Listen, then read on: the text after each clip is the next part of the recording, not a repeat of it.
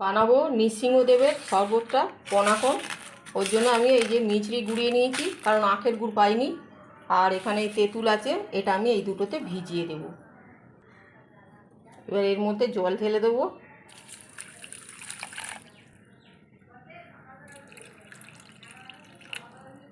এক লিটার জলে করব আমি, এখন 1 কাপ জলে এটা ভিজিয়ে দিলাম। এটা ভিজে গেলে তারপর আমি এটা তৈরি করব।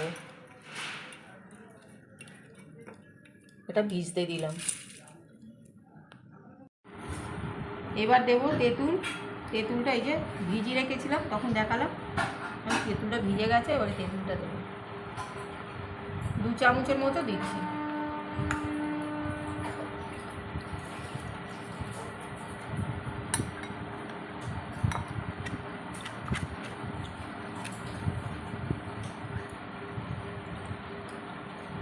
এবার 2টো এলাচ থেতো করে রেখেছি, এলাচটা দিচ্ছি।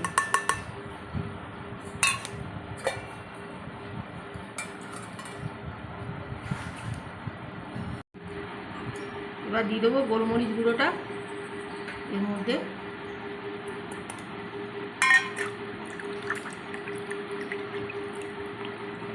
এরপরে দেবো একটু কর্পূর।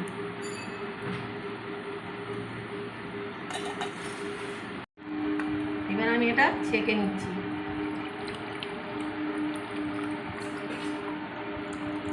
এটা ভালো করে ছেঁকে নিলাম ফাইনালি। এবার আমি এতে তুলসী পাতা দিয়ে দিলাম। এবারে এটা আমি ভগবানকে নিবেদন করতে পারবো।